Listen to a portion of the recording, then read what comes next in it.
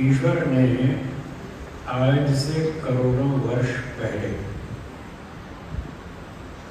यह संसार बनाया।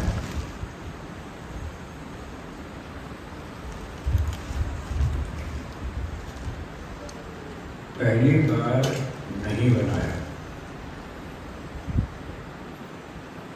पहले भी बहुत बार बनाया, इस बार भी बनाया, आगे भी बनाएगा।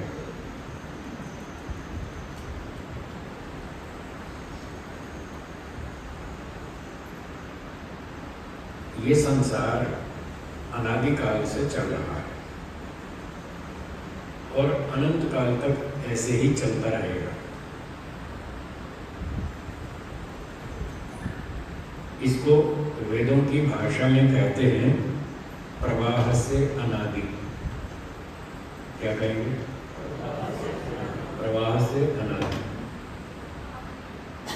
दो प्रकार के अनादि पदार्थ होते हैं। एक का नाम है स्वरूप से अनादि, बोलिए। स्वरूप से अनादि।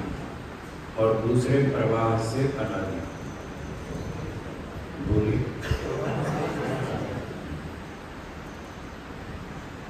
अनादि का अर्थ है जिसका आरंभ ना हो।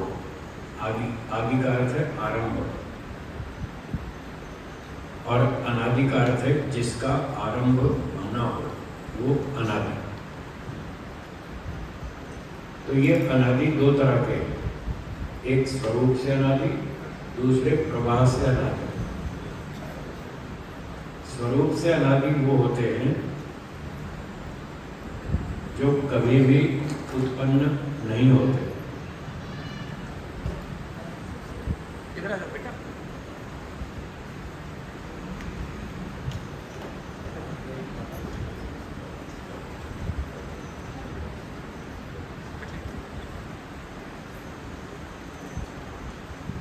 जो कभी भी उत्पन्न नहीं होते वो है स्वरूप से अनादि। जैसे ईश्वर, आत्मा और प्रकृति। महर्षि दयानंद जी ने लिखा है, मैं तीन पदार्थों को अनादि मानता हूँ। उनके नाम बोलिए। ईश्वर, आत्मा, प्रकृति। ये तीन पदार्थ हैं, इनकी उत्पत्ति कभी नहीं हुई। ये स्वरूप से अनादि। जो स्वरूप से अनादि होता है वो स्वरूप से अनंत भी होता है, उसका अंत भी नहीं होगा, नष्ट भी नहीं होगा। तो ये तीन पदार्थ ऐसे हैं जो कभी उत्पन्न नहीं हुए और कभी नष्ट भी नहीं होगा। ये हो गए स्वरूप से अनादि। प्रवाह से अनादि उसको कहते हैं जो उत्पन्न भी होता है और नष्ट भी होता है, और फिर उत्पन्न होता है नया, और फिर नष्ट होता है, फिर उत्पन्न होता है, फिर नष्ट होता है। उत्पन्न भी होता रहता है, नष्ट भी होता रहता है। तो ये बार बार उत्पन्न होता है, नष्ट होता है। इसको बोलते हैं प्रवाह। हाँ जी। जो उत्पन्न होता रहता है, नष्ट होता रहता है, उत्पत्ति नाश, उत्पत्ति नाश, इसका नाम है प्रवाह।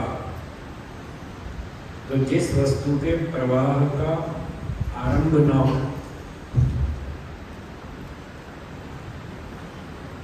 जिसके प्रवाह का आरंभ ना हो, उसको कहेंगे प्रवाह से अनादि। तो सृष्टि प्रवाह से अनादि है, प्रकृति स्वरूप से अनादि है, सृष्टि प्रवाह से अनादि है। इसका प्रवाह कभी शुरू नहीं हुआ, सदा से चल रही है। ईश्वर सदा से सृष्टि बनाता है, जीवात्मा सदा से कर्म कर रहा है और अपने कर्मों का फल भोग रहा है। और कहाँ भोगता है? इस सृष्टि में, संसार में। इसलिए ईश्वर सदा से उसके लिए सृष्टि बनाता रहता है। हम कर्म करते रहते हैं, फल भोगते रहते हैं, फिर नए नए कर्म करते हैं, फिर फल भोगते रहते हैं। ये चक्र सदा से चल रहा है, सदा चलता रहेगा। बीच में एक अवस्था है जिसको मोक्ष कहते हैं, बीच में मोक्ष भी आ जाता है। स्कूल में कॉलेज में बहुत लोग पढ़ते हैं, क्या सबको सीए की डिग्री मिलती है? नहीं मिलती। किसको मिलती है? जो सीए की पढ़ाई करे, एग्ज़ाम दे, परीक्षा पास करे, उसको सीए की डिग्री मिलती है। एमटेक की डिग्री सबको नहीं मिलती, जो उस परीक्षा को पास करता है उसको मिलती है। तो ऐसे ही मोक्ष भी सबको नहीं मिलता, जो मेहनत करता है उसको मिलता है, जो मेहनत नहीं करता उसको नहीं मिलता। जब तक मेहनत नहीं करेगा तब तक नहीं मिलेगी मोक्ष की डिग्री।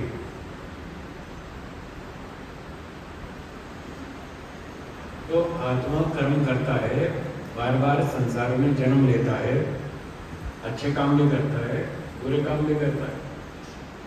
जब अच्छे काम करता है तो ईश्वर उसको सुख देता है, जब बुरे काम करता है तो ईश्वर दंड देता है। दंड देता है तो वह दुखी होता है। 50% अच्छे काम करे कोई पूरे जीवन में, कितने? 50 अच्छे 50 बुरे 50 इक्वल 50-50। अगर कोई 50-50 अच्छे बुरे कर्म करे तो ईश्वर उसको अगला जन्म सामान्य मनुष्य का देगा। सामान्य मनुष्य का मतलब 4th क्लास फैमिली, कोई मजदूर चपरासी जिसको आप 4th क्लास कहते हैं आजकल की भाषा, तो ऐसे परिवार में जन्म देगा। ये 50-50 अच्छे बुरे कर्मों का फल है। अगर कोई 60% अच्छे काम करे तो कोई अच्छे धनवान विद्वान धनवान की जन्म मिलेगा, जिसको वेद की भाषा में वैश्य कहते हैं। कोई सेठ है। एक मोटी गिनती बता रहा हूँ शास्त्रों के आधार पर, एक मोटी सी रफ कैलकुलेशन। अगर कोई 70% अच्छे काम करे, बुरे काम 30%, तो कोई क्षत्रिय बलवान सेनापति आगे उसके घर में उसको जन्म मिलेगा। अगर 80% अच्छे काम करे तो ब्राह्मण विद्वान के घर जन्म मिलेगा, और 90% अच्छे काम करे तो और ऊंचे विद्वान के घर जन्म मिलेगा, और यदि कोई 100% अच्छे काम करे तो उसका मोक्ष हो जाएगा। ये व्यवस्था शास्त्रों में बताई। 100% अच्छे काम, इसका मतलब है जानबूझकर गलती नहीं करना। क्या बोला? जानबूझकर कोई गलती नहीं करना। अनजाने में हो जाती है वो अलग बात है, फल तो उसका भी मिलेगा, माफी नहीं है। अनजाने में गलती हुई, दंड तो उसका भी मिलेगा और मुक्ति हो जाएगी। मोक्ष में बाधा नहीं पड़ेगी। मोक्ष में बाधा तब पड़ेगी जब जानबूझ के गलती करेंगे।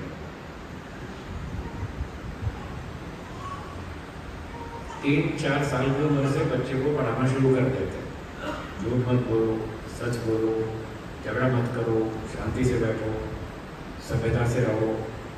3-4 साल की उम्र से सिखाना शुरू कर देते हैं और 15-20 साल तक वो काफ़ी कुछ समझदार हो जाता है, और 25-30 के बाद तो फिर सब ठीक सब समझ में आने लगता है, क्या ठीक और क्या गलत।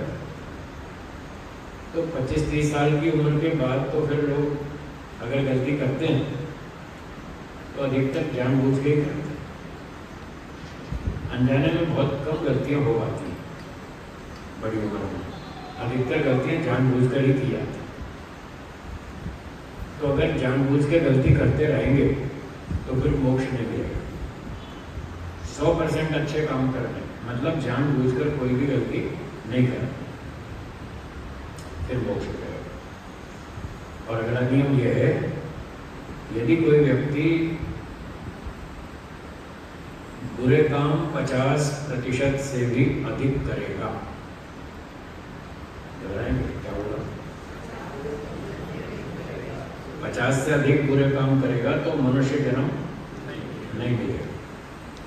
तो जंगल में, समुद्र में, नदी में, कहीं ऐसे गाय, घोड़ा, कौवा, कबूतर, पशु पक्षी, कीड़ा मकोड़ा, वृक्ष वनस्पति, ऐसे ऐसी योनियों में जन्म मिलेगा। हाँ, बीच में एक सूचना याद आ गई, बता दूँ। जिनके पास यहाँ मोबाइल फोन्स हैं उनसे निवेदन है, कृपया अपने फ़ोन की घंटी बंद कर दीजिए। बीच में एक घंटी बजती है तो सबका ध्यान उधर चला जाता है, काम बिगड़ता है। जिनके पास यहाँ पर मोबाइल फ़ोन है, कृपया अपने फ़ोन की घंटी बंद कर दीजिए। तो मैं कह रहा था कि अगर बुरे काम 50 से अधिक कर दिए, 55, 60, 65, 70% और अच्छे कम किए, तो फिर नीचे जाना पड़ेगा। गाय, घोड़ा, सुअर, कुत्ता, बिल्ली, हाथी, बंदर, मक्खी, मच्छर, ऐसी योनियों में दंड भोगना पड़ेगा।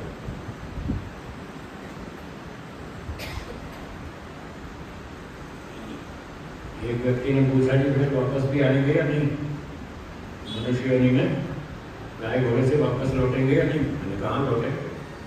तो कैसे लौटे? गाय घोड़े को तो कोई सुविधा नहीं है अच्छे काम करने, बुद्धि नहीं, कोई टीचर नहीं, कोई स्कूल नहीं, कोई ट्रेनिंग नहीं, कुछ नहीं। वो अच्छे काम कैसे करेगा, कैसे वापस आएगा? तो इसका उत्तर लिखा है सत्यार्थ प्रकाश में 9वें संपुलास। महर्षि दयानंद जी लिखते हैं, जब अधिक पाप का फल उन योनियों में भोग लेगा, तब पाप पुण्य के तुल्य होने से वापस फिर मनुष्य बनेगा। ये तो उनकी भाषा है। अब मैं आपकी भाषा में बोलता हूँ जो आप समझ लेंगे।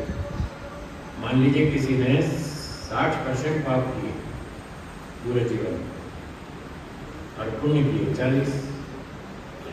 हाँ जी, पाप कितने? 60, पुण्य कितने? अब 60 और 40 में कितना अंतर है? तो 20% पाप का दंड भोगने के लिए उसको सुअर, कुत्ता, हाथी, बंदर ऐसी योनियों में जाना पड़ेगा। 20% पाप का दंड वहां भोगना। अब 60 में से 20 का दंड भोग लिया, अब कितना पाप बचा? 40। और 40 पुण्य उसका पहले से रखा है। जब वो मनुष्य था, जिस जन्म में उसने 60 पाप किए थे, उस जन्म में 40 पुण्य भी तो किए थे। वो 40 को पुण्य रखेगा, उसकी वजह से लौट के वापस मनुष्य बनेगा। 40 पुण्य जो उसके खाते में रखे, उसके कारण वापस लौट आएगा। और पाप भी 40, पुण्य भी 40 बराबर हो गए। तो जब बराबर हो गए तो कौन सी योनि में आएगा? मनुष्य। मनुष्य में कौन सी कैटेगरी में? सामान्य, 4th क्लास। तो वहाँ से लौटकर फिर सामान्य परिवार में, शूद्र परिवार में, मजदूर चपरासी 4th क्लास में उसको वापस मनुष्य जन्म मिल जाएगा। इस तरह से वापस आ जाएगा। अब फिर उसको अवसर मिला, मनुष्य योनि में लौटने पर फिर उसको अवसर मिला कि अब अच्छे काम बढ़ाओ, अच्छे अच्छे काम अधिक करो।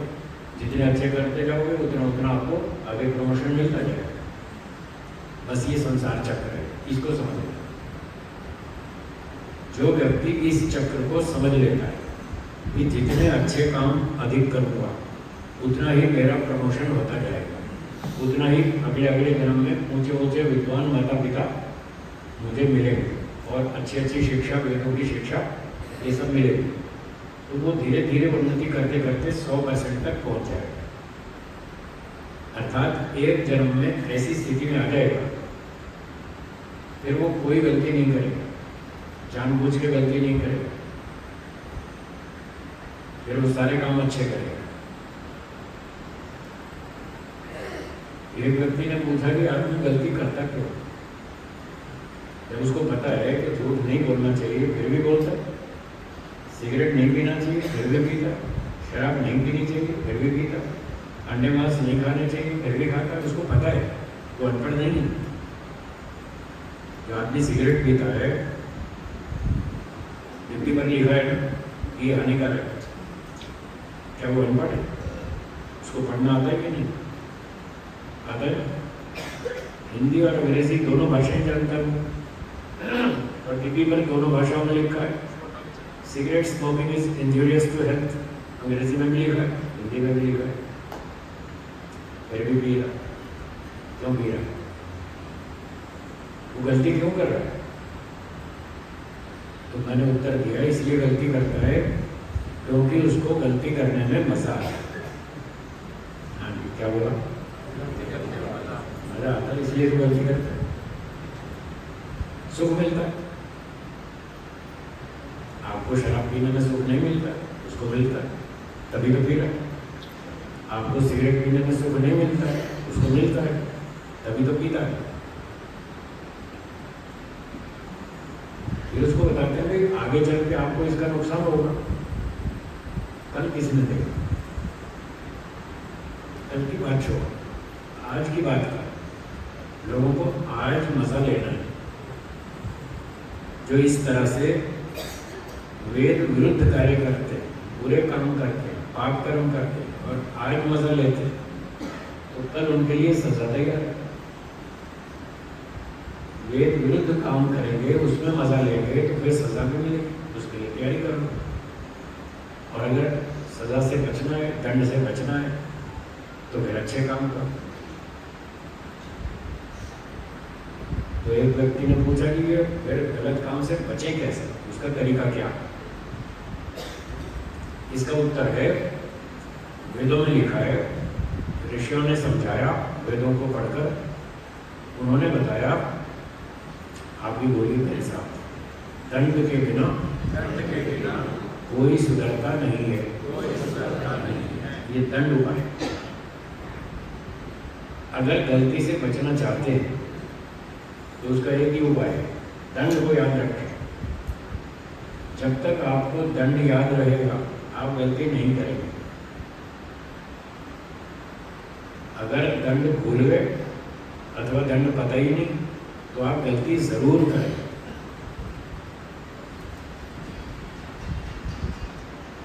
दंड के अलावा अतिरिक्त और कोई उपाय है ही नहीं। एक ही उपाय, दंड। एक उदाहरण देता हूँ। आप अपने बच्चों को स्कूल भेजते हैं? भेजते हैं? टाइम पर भेजते हैं या देर से? देर से क्यों नहीं भेजते हैं? बच्चों को देर से क्यों नहीं भेजते? वहाँ दंड मिलता है। जो बच्चे लेट आते हैं उनको दंड मिलता है। दंड मिलता है इसलिए लोग टाइम पर आते हैं। अच्छा, बच्चों को तो स्कूल टाइम पर भेजते और आपको सत्संग में आना हो तो देर से आएंगे। आप लोग टाइम पर नहीं आते।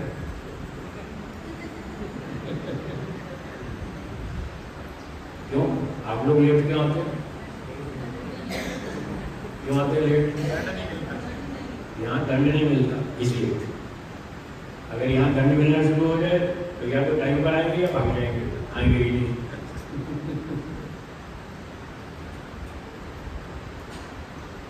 तो ये नियम है, दंड के बिना कोई सुधरता नहीं।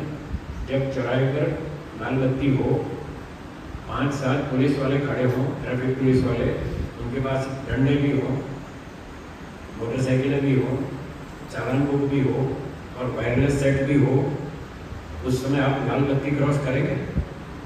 क्यों? दंड मिलेगा। और जब कोई पुलिस वाला नहीं है, कोई कैमरा भी नहीं है, कैमरा भी नहीं, पुलिस वाला भी नहीं, कोई दंड का कोई चांस नहीं, तब लोग रुकते हैं? तब नहीं रुकते।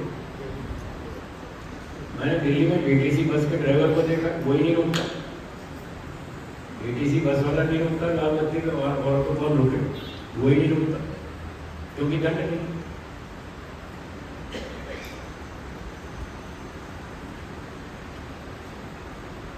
तो जब व्यक्ति को दंड समझ में आ जाए या वो दंड भोगे, क्या बोला?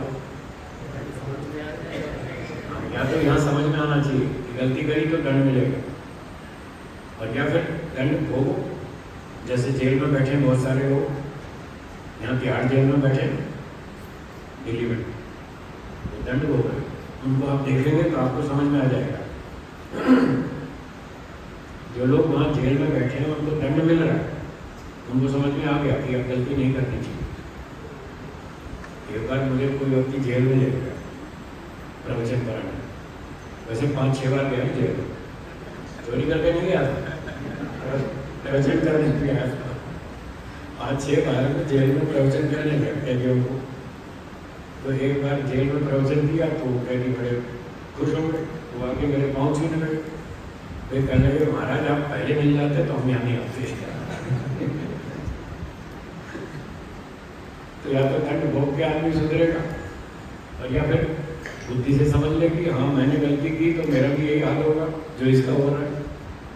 तो या तो बुद्धि से समझ लें और या फिर भोग करके दंड भोग के समझ लें। दंड के बिना कोई सुधरने वाला नहीं। तो जहाँ जहाँ दंड हमें समझ में आ जाता है वहाँ वहाँ हम गलती नहीं करते।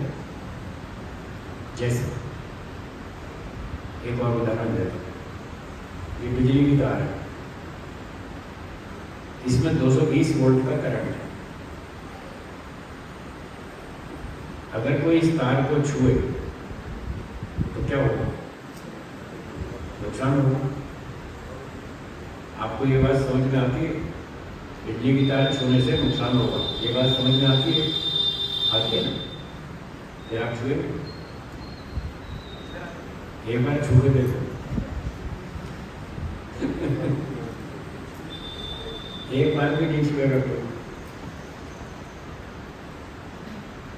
एक बार भी कोई बिजली की तार को नहीं छुएगा। क्यों? उसको दंड समझ में आ गया, छूते ही शांति पाठ हो जाएगा। एक ही बार में शांति पाठ हो जाएगा, उसको समझ में आ गया। इसलिए ऐसी गलती कोई नहीं करेगा। तो ये सारी बातें हमको ये समझा रही हैं कि दंड जब समझ में आएगा तब व्यक्ति गलती से बचेगा। और जैसे बताया कि पुलिस वाले चौराहे पर दिख रहे हैं सामने, जब सामने दिख रहे हैं कि हमको दंड देंगे तब आप गलती नहीं करते। तो जिसको दंड देने वाला ईश्वर दिखने लग जाए, पुलिस वालों से तो शायद आप इधर उधर कुछ बच भी जाए, कुछ हेरा फेरी करके गड़बड़ करके बच भी सकते हैं। क्या ईश्वर से बच सकते हैं? है नहीं?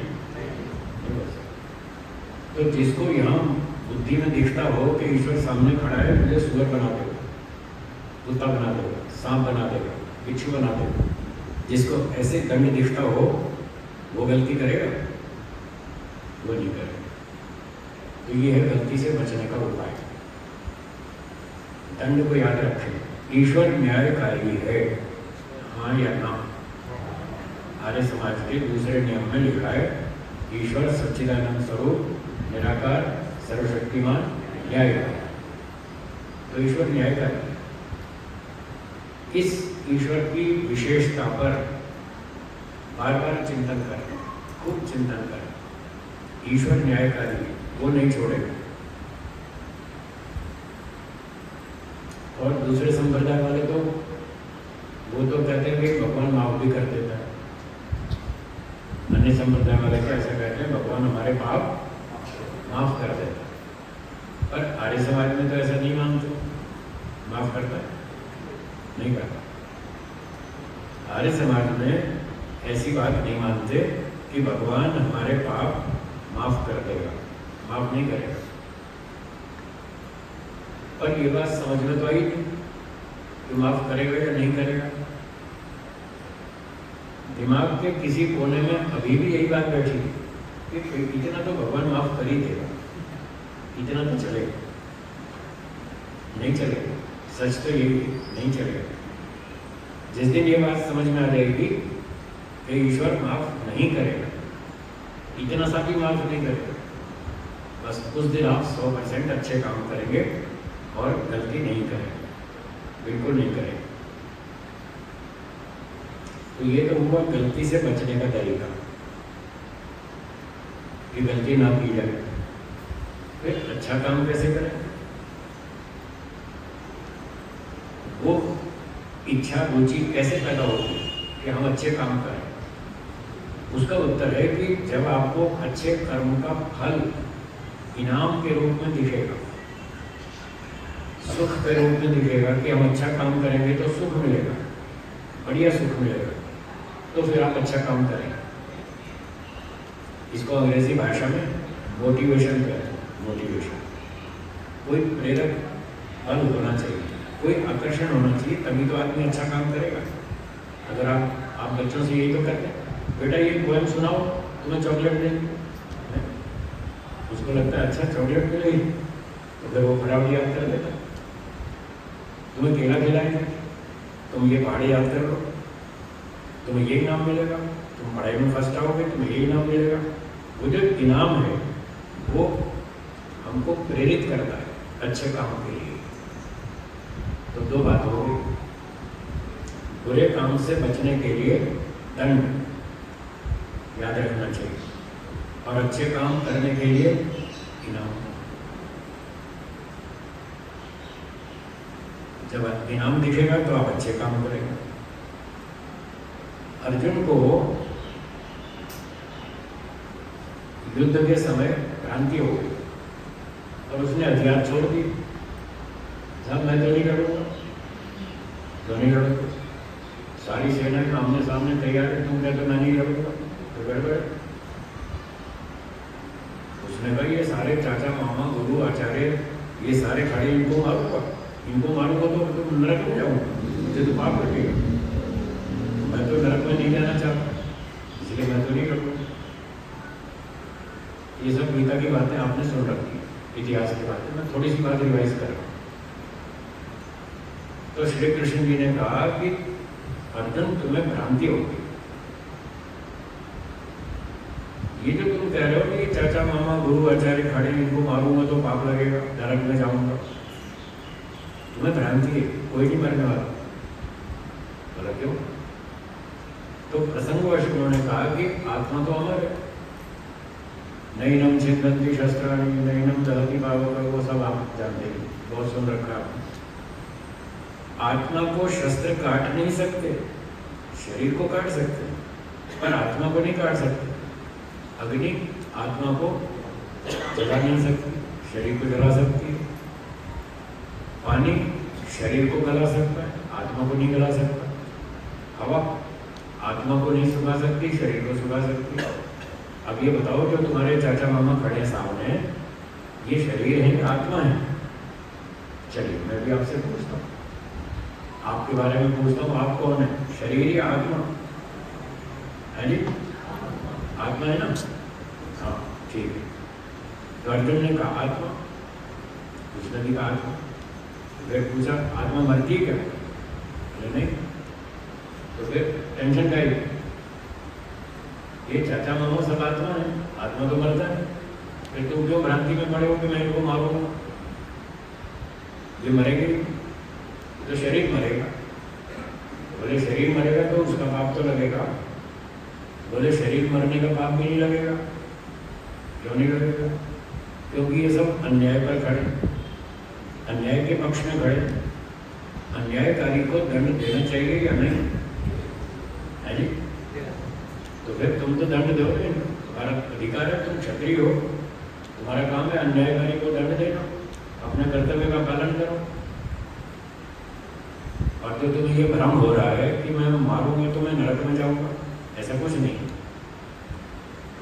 अन्यायकारी को, दुष्ट को दंडित करना ये न्याय है, ये धर्म है, ये वेदानुकूल धर्म है और क्षत्रिय का धर्म है, सबका नहीं।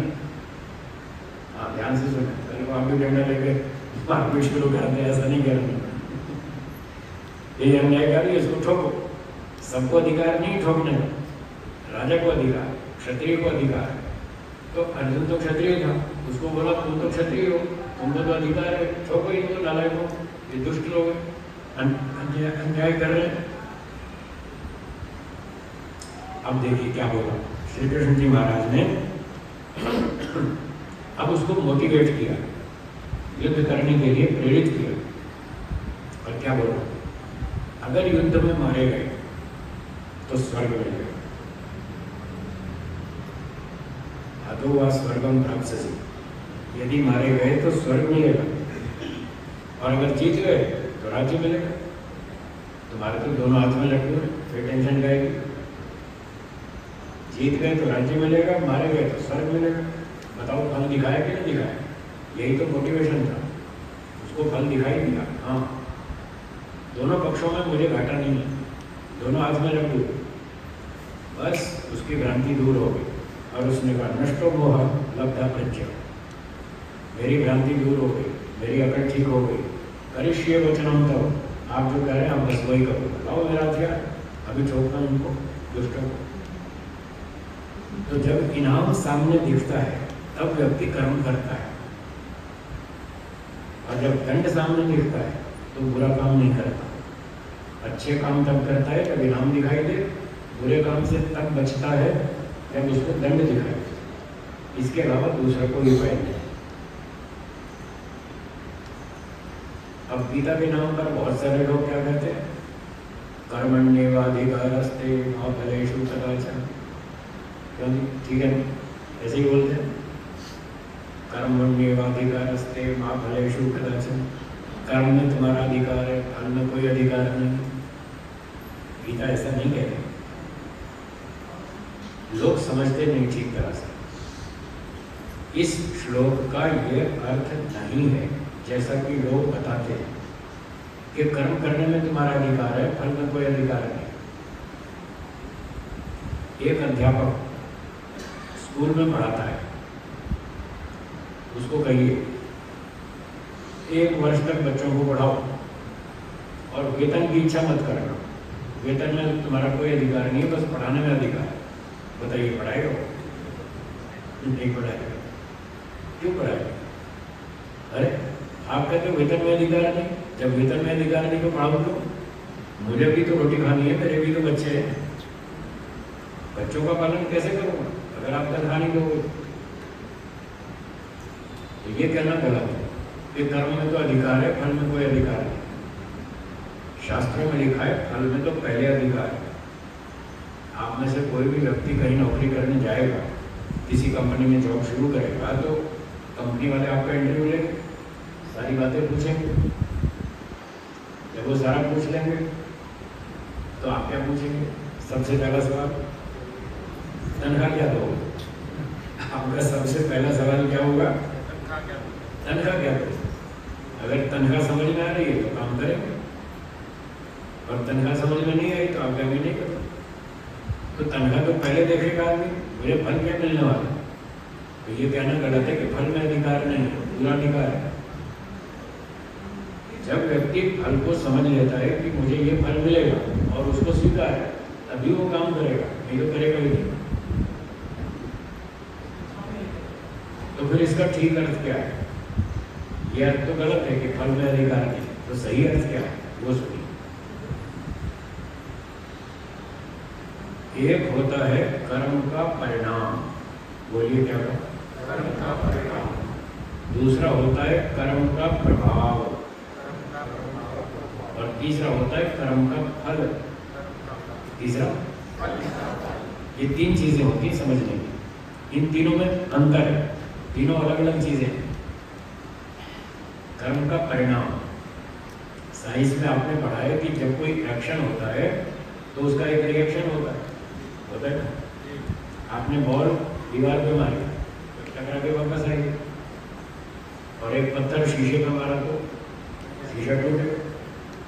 दीवार पे मारो, दीवार नहीं टूटेगी, वो मजबूत है, और शीशे पे मारो पत्थर, वो टूट जाएगा। तो जो कोई एक्शन होगा उसका रिएक्शन तो होगा ही। ये जो रिएक्शन है ये है कर्म का परिणाम। हाँ जी, क्या है ये? कर्म का परिणाम।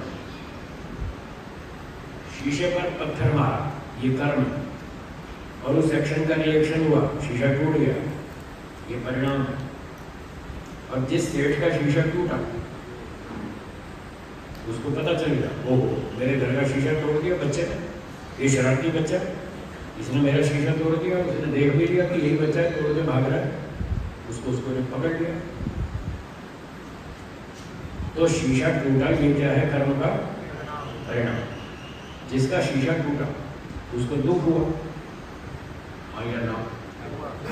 दुख हुआ ना, मेरा 500 रुपये 1000 रुपये का नुकसान हो गया, उसका 1000 रुपये का नुकसान हो गया, उसको दुख हुआ। ये है कर्म का प्रभाव। और उस बच्चे को पकड़ा, लगाए 2 थप्पड़, निकाल 1000 रुपये, चल तेरे घर चलता हूँ, तेरे बाप से 1000 रुपये वसूल करूँगा, मेरा 1000 का नुकसान किया। तो ये जो उसको दंड मिला 2 थप्पड़ खाने को मिले, 1000 रुपये दंड भरना पड़ा, ये है कर्म का फल। हाँ जी बोलिए, कुछ समझ में आया? पत्थर मारना कर्म है, शीशा टूटना परिणाम है, सेठ को दुख होना प्रभाव है, और बच्चे को दंड देना ये फल। तो परिणाम अलग है, फल अलग है। अध्यापक ने विद्यार्थियों को पढ़ाया, 50 विद्यार्थियों को पढ़ाया एक साल का, तो पढ़ाना क्या है? कर्म। विद्यार्थियों ने कितना सीखा ये परिणाम। क्या सब विद्यार्थी एक जैसा सीखते हैं? कम अधिक सीखते हैं। तो अध्यापक ने विद्या पढ़ाई, ये कर्म है। विद्यार्थियों ने जितना उसमें से सीखा ये उसका परिणाम है। और कुछ विद्यार्थी बहुत अच्छा सीख गए, परीक्षा दी, पास हो गए। जो विद्यार्थी अच्छे अंकों से पास हुए, अच्छे नंबर लाए, उनके परिवार के लोग बड़े खुश हो गए। देखो हमारे बच्चे ने कितने 80 नंबर, 85 नंबर, 95 नंबर लिए 100 में से, वो माता पिता खुश होंगे। ये क्या? ये प्रभाव।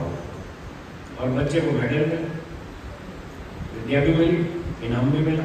ये क्या है? ये बच्चे का फल है। और टीचर ने जो पढ़ाया उसको सैलरी मिली, वेतन मिला, ये उसका फल। अध्यापक ने पढ़ाया, ये उसका कर्म है। बच्चों ने जितना सीखा वो उसका परिणाम है। और माता पिता प्रसन्न हुए, ये उसका प्रभाव है। अध्यापक को वेतन मिला, ये उसका फल है। तो फल अलग चीज है, परिणाम अलग चीज है। अब श्लोक को सुनिए। कर्मण्येवाधिकारस्ते मा फलेषु कदाचन। कर्म में तुम्हारा अधिकार है, परिणाम में अधिकार नहीं है। यहाँ फल शब्द का अर्थ फल नहीं है, फल का अर्थ है परिणाम। अब ये अर्थ बनाकर अब फिर सुनिए। अध्यापक का पढ़ाने का तो अधिकार है, वो कैसे पढ़ाता है, कितना अच्छा पढ़ाता है, सरल पढ़ाता है, कठिन पढ़ाता है, कैसी भाषा बोलता है, ये उसके अधिकार में। लेकिन कौन विद्यार्थी कितना सीखेगा, क्या ये अध्यापक के अधिकार में है? ये नहीं, ये तो विद्यार्थी का अधिकार है। इसलिए कहा था कि कर्म करने में तुम्हारा अधिकार है, और उसका परिणाम तुम्हारे अधिकार में नहीं है, वो तो विद्यार्थी का है। जो जितनी मेहनत करेगा वो उतना सीखेगा। तो फल में तो पूरा अधिकार है, फल तो मिलेगा। अर्जुन को भी फल दिखाया, मारे गए तो स्वर्ग मिलेगा, और जीत गए तो राज्य मिलेगा। फल तो दिखाई रहना, फिर क्यों करेंगे फल में अधिकार नहीं? तो ईश्वर ने ये सृष्टि बनाई, हमको कर्म करने का अवसर दिया। हमारा कर्म करने का भी अधिकार है, और फल का भी अधिकार है, पूरा अधिकार है। परिणाम में अधिकार नहीं। आप अपने बच्चों को कहते हैं बेटा रात को जल्दी सो जाओ, आपके बच्चे सुनते हैं? हाँ या ना? नहीं, वो आपका अधिकार नहीं है। उपदेश देना आपका अधिकार है, और बच्चे मानेंगे इस बात की कोई गारंटी नहीं। ये परिणाम। पर आपने बच्चों को सिखाया, अच्छा सिखाया, इसका फल आपको मिलेगा। अपने बच्चों को सिखाते रहिए, बताते रहिए, जल्दी सो, जल्दी उठो, व्यायाम करो, हवन करो, संध्या करो, ध्यान करो, सेवा करो, परोपकार करो, अच्छे काम करो, सिखाते रहिए। आपका कर्म बहुत अच्छा हो रहा है, आपका इनाम पक्का। मैं देश भर में सिखाता रहता हूँ लोगों को, रोजगारी काम यही मेरा। देश भर में, कश्मीर से केरल तक, मुंबई से कलकत्ते तक, पूरे देश में घूमता हूँ और रोज पढ़ाता हूँ, अच्छी अच्छी बात सिखाता हूँ।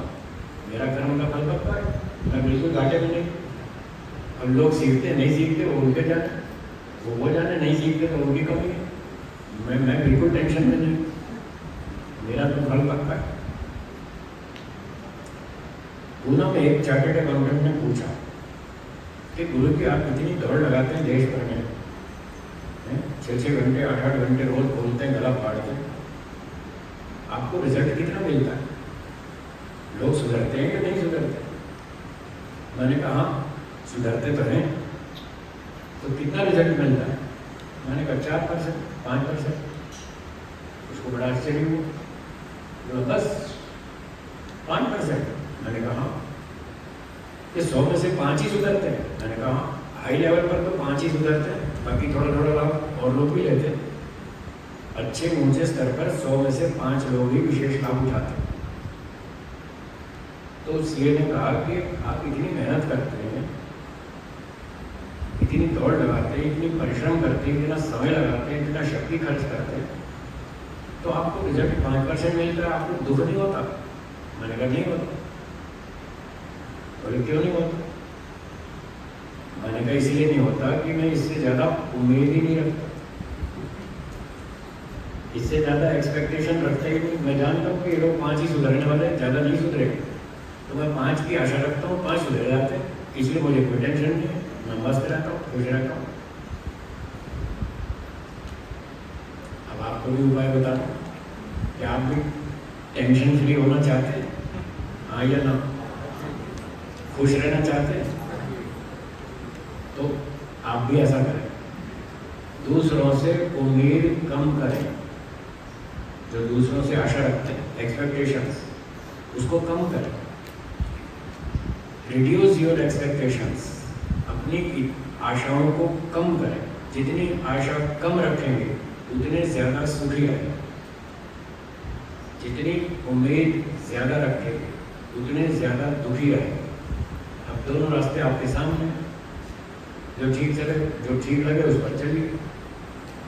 सुखी होना हो तो एक्सपेक्टेशंस को कम करें, और ज़्यादा रखेंगे तो दुखी हो। वो आप जानो क्या करना, मेरा काम बताने का, मैंने बता दिया। आपको शंका होगी उसका उत्तर दे दूंगा।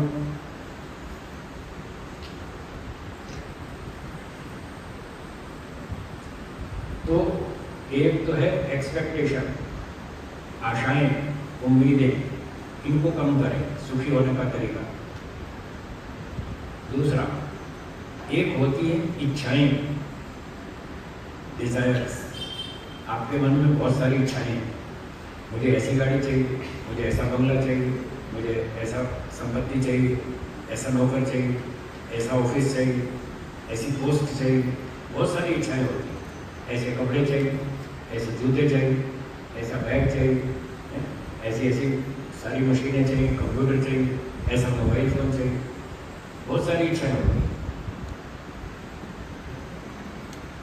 इच्छाओं को पूरा करने से इच्छाएं घटती हैं या बढ़ती हैं? बढ़ती। हाँ, सबको पता है। अगली बात, क्या किसी व्यक्ति की सारी इच्छाएं पूरी हो सकती हैं? नहीं हो सकती, ये भी बता, दोनों बात बताया आपको। इच्छाओं को पूरा करने से इच्छाएं बढ़ती, सारी इच्छाएं किसी की पूरी होती नहीं। जो इच्छाएं पूरी नहीं हो पाएंगी, जो इच्छाएं पूरी नहीं हो पाई, बच गई, वो आपको सुख देंगी या दुख देंगी? दुख देंगी। पता चल गया? दुख का कारण पता चल गया? ढेर सारी इच्छाएं जो मन में पाल रखी हैं, वही आपके दुख का कारण है। तो उपाय क्या है? उपाय यह है कि अपनी इच्छाओं को कम करें। रिड्यूस योर डिजायर्स, अपनी इच्छाओं को कम करें। रिड्यूस योर एक्सपेक्टेशंस, अपनी आशाओं को कम करें। जितना कम रखेंगे उतने ज़्यादा सुखी। अच्छा, एक और बात सीधी सीधी पूछ लूँ? हाँ जी, पूछ लूँ? बताएंगे सही से, ईमानदारी से, ईमानदारी से बताइए, आप ज़्यादा सुखी हैं या मैं ज़्यादा सुखी हूँ? मैं सुखी हूँ। क्यों? बस यही तो कारण है, मैंने इच्छाएं कम कर रखी, मैंने एक्सपेक्टेशंस कम कर रखी, इसलिए मैं सुखी। आप भी कर लीजिए। जो जो कानून मुझ पे लागू होता है वो आप पर भी होता है, दोनों पर एक जैसे ही। मैंने अपनी इच्छाओं को और आशाओं को बहुत कम कर रखा है, इसलिए मैं उतना ज़्यादा सुखी हूँ। यदि आप भी ऐसा करें, अपनी इच्छाओं को कम करें और एक्सपेक्टेशंस को कम करें, तो आप भी सुखी हो जाएंगे। ये सुख से जीने का तरीका है।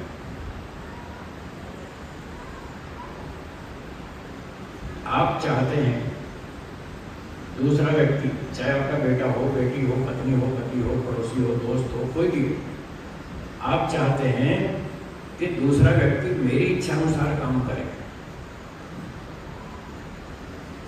आप ऐसा चाहते हैं, ऐसी उससे आशा रखते हैं।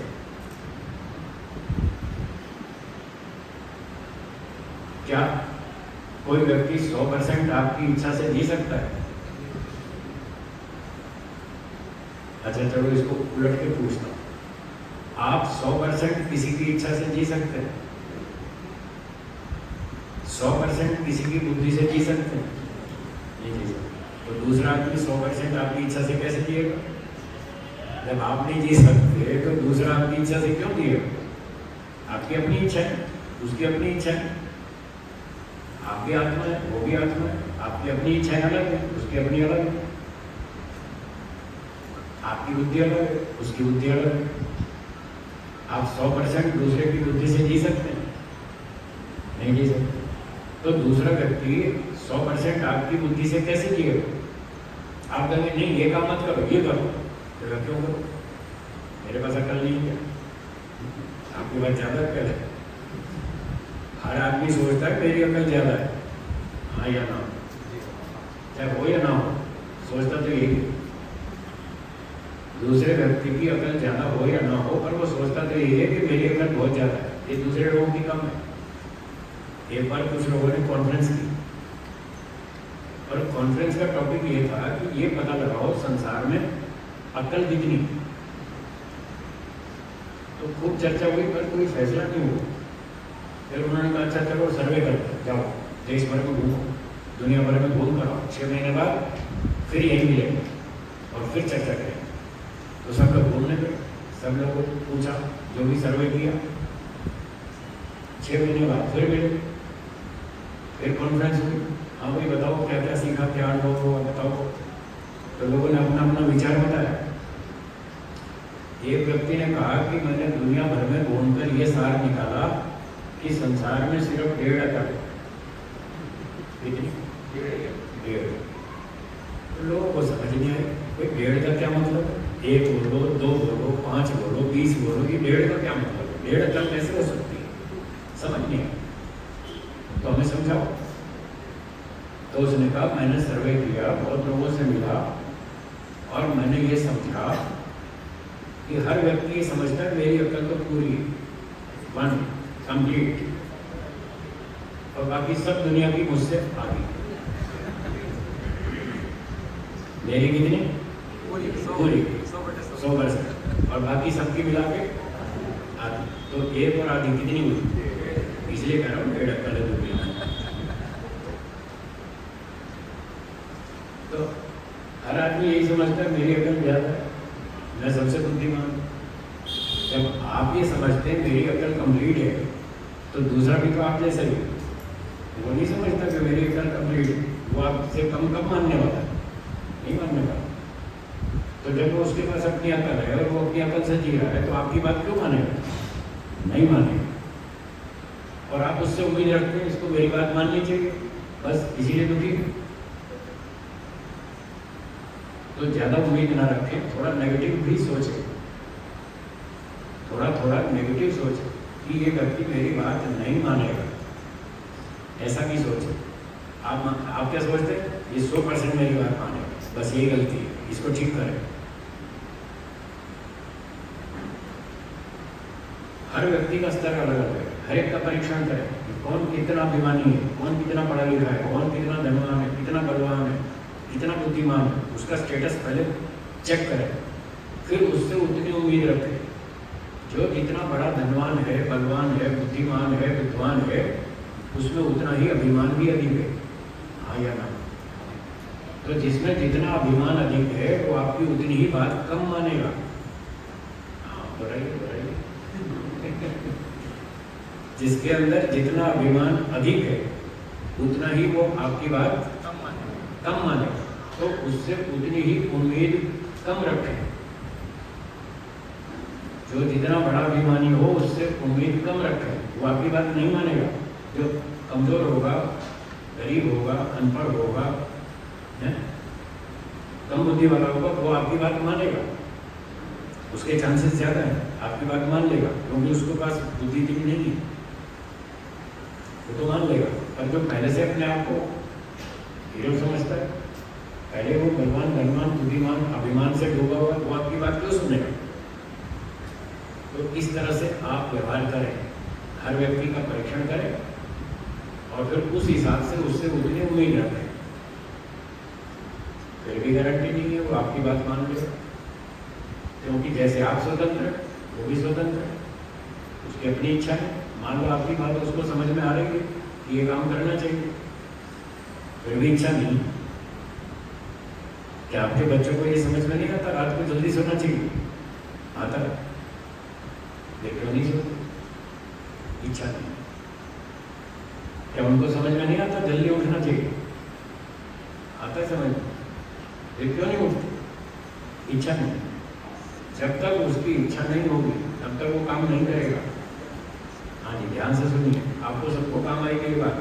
अपने बच्चों से, मित्रों से, पड़ोसियों से, दोस्तों से, सर्कल वालों से, परिवार वालों से, रिश्तेदारों से, जिन जिन लोगों से आप व्यवहार करते हैं, व्यवहार करते समय ये ध्यान रखें, आप जो चाहते हैं वो आपकी इच्छा अनुकूल काम तब तक नहीं करेंगे जब तक उनको आपकी बात समझ में नहीं आएगी, तब तक वो नहीं करेंगे। और समझ में आने के बाद भी जब तक उनकी इच्छा नहीं होगी तब तक आपकी बात नहीं मानेंगे। ये फार्मूला सीख कर जाए। अगर इसको आपने अंदर उतार लिया और इस हिसाब से जीवन जिएंगे तो मैं गारंटी देता हूँ आप बहुत आनंद से जिएंगे। ये वेदों में बताया गया उपाय है, वेदों में, शास्त्रों में, ऋषियों ने ये समझाया है कि इस तरह से जीवन जियो, आप सुख से जिएंगे। तो जहाँ जहाँ थोड़ी बहुत संभावना लगती हो कि शायद ये व्यक्ति मेरी बात शायद मान लेगा, तो वहाँ पर कैसे सोचना, दोनों बातें दिमाग में रखें। हो सकता है ये व्यक्ति मेरी बात मान ले, डरेंगे पूरी, हो सकता है मेरी बात मान ले, और हो सकता है ना भी मान ले। दोनों बातें, दोनों संभावनाएं हैं, तो दोनों संभावनाएं मन में रखें। हो सकता है मेरी बात मान ले, हो सकता है ना भी मान ले, फिर चाहे बेटा हो या बेटी हो, बहू हो या पत्नी हो, पति हो, कोई भी हो, सास हो, ससुर हो, कोई गारंटी नहीं। हो सकता है मान ले, हो सकता है ना भी माने। यदि उसने आपकी बात मान ली फिर तो ठीक, फिर तो ठीक है ना, फिर क्या दिक्कत? आपकी बात मान ली, आप खुश। और अगर नहीं मानी तब आपको गुस्सा आएगा, फिर आपका मूड खराब होगा। तब गुस्सा नहीं करना, अपना मूड खराब नहीं करना। क्या करना? तब अपने मन में 3 शब्द बोल लीजिएगा, हिंदी भाषा के 3 शब्द। कोई